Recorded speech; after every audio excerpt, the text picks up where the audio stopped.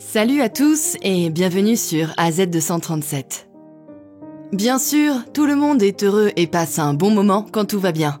Mais que faire si des obstacles se dressent sur le chemin du bonheur? Quelle sera leur réaction face à cette situation? Accepteront-ils de prendre leurs responsabilités ou éviteront-ils le chemin le plus difficile au profit du chemin le plus facile? Une chose est sûre, chacun sa propre route. Et seule la personne qui l'a choisie a le droit de déterminer si elle est prête à affronter les obstacles ou à vivre pour son propre plaisir sans tenir compte des autres.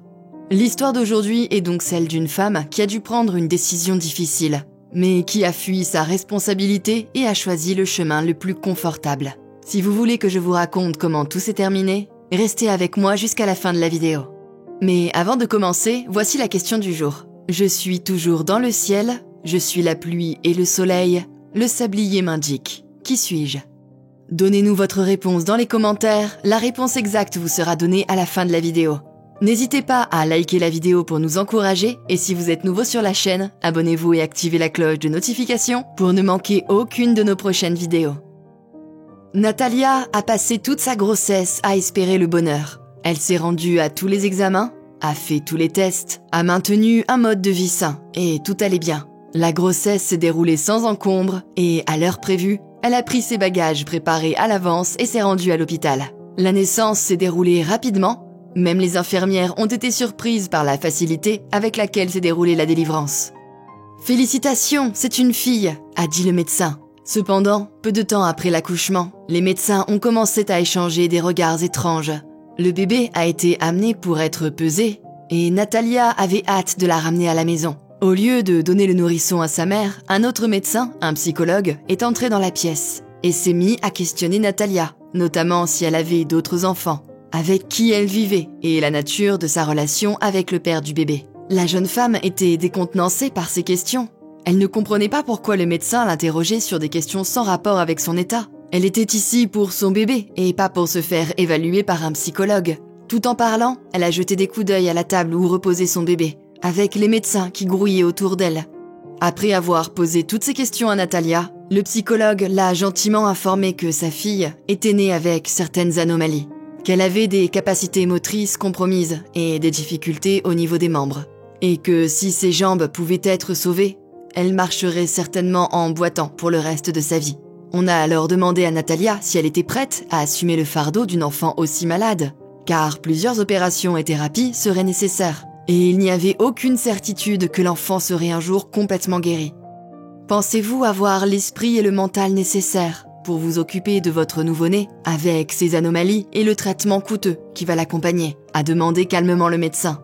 Natalia a d'abord demandé à pouvoir tenir sa fille dans ses bras. On lui a apporté le bébé et on l'a posé sur sa poitrine. Elle a regardé le petit visage de sa fille et l'a ensuite rendu au médecin, déclarant qu'elle ne pouvait pas s'occuper d'un enfant infirme. « Docteur, merci d'avoir attiré mon attention sur toutes ces difficultés. Je ne pense pas pouvoir m'occuper de cet enfant. Avec le stress et les dépenses qui en découlent, je pense qu'il vaut mieux que je la laisse partir », a déclaré Natalia en lui remettant le petit bébé. Elle est entrée chez elle, seule, après être sortie de l'hôpital. Son mari et sa mère, qui ne savaient rien, l'ont accueillie avec joie. Ils savaient simplement que Natalia avait donné naissance à une fille. Les médecins avaient cependant laissé à Natalia le soin de leur raconter le reste de l'histoire. Natalia leur a dit qu'ils n'avaient pas besoin de ce fardeau et que l'État devait s'occuper d'elle. Elle l'a dit sans sourciller, comme si rien de grave ne s'était passé. Sa famille était décontenancée par cette révélation choquante. Ils n'avaient pas prévu un comportement aussi froid. Elle n'avait pas versé une seule larme pour sa fille abandonnée. Michael, son mari, a tenté à plusieurs reprises d'entamer un dialogue sur la nécessité de ramener leur fille à la maison avant qu'il ne soit trop tard. Mais Natalia était inflexible. C'est comme si quelque chose avait changé en elle, et elle ne voulait pas en parler. Plus tard, Michael a simplement fait ses valises et l'a quittée. Il ne pouvait pas vivre avec une femme qui pouvait laisser leur enfant à l'hôpital sans l'en informer. Pendant ce temps, à la maternité, on préparait le bébé pour l'hôpital pour enfants, puis pour son nouveau foyer. Bien sûr, l'idéal était de trouver une famille d'accueil pour la petite fille. Mais avec un préavis aussi court, c'était presque impossible, surtout pour une enfant handicapée. Michael est arrivé à l'hôpital avec sa mère le lendemain matin, déterminé à ramener sa fille à la maison. Les médecins, qui avaient déjà observé des élans paternels similaires, ont énuméré tous les problèmes du bébé. Le médecin l'a ensuite informée de toutes les opérations chirurgicales qu'elle devrait subir et du long temps de convalescence.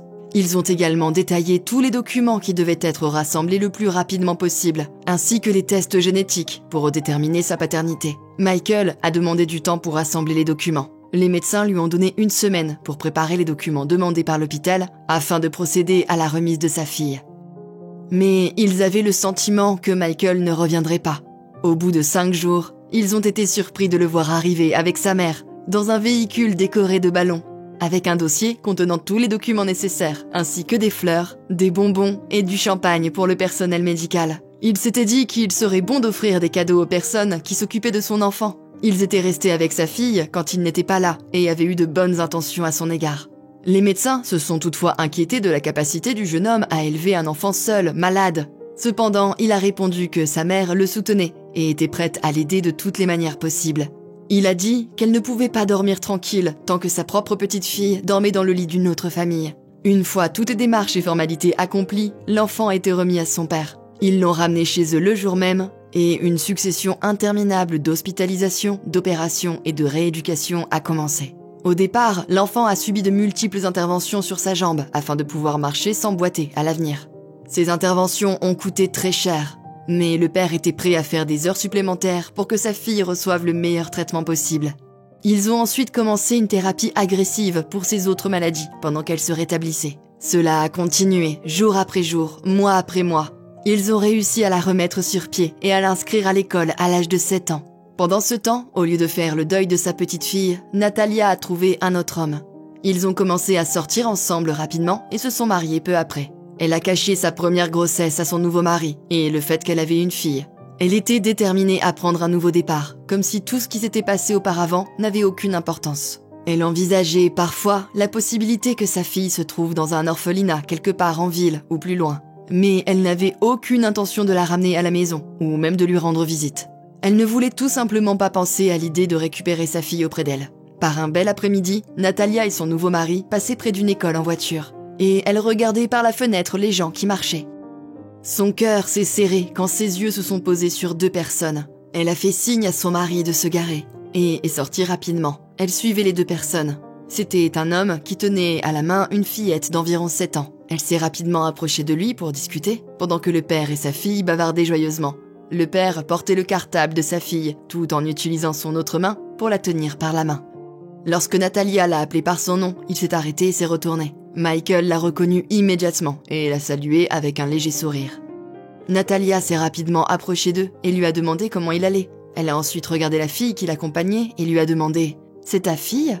dit-elle en faisant un signe de la tête vers la petite fille. « Oui, c'est ma fille », a dit sèchement le père avant de lui dire que sa fille et lui étaient pressés.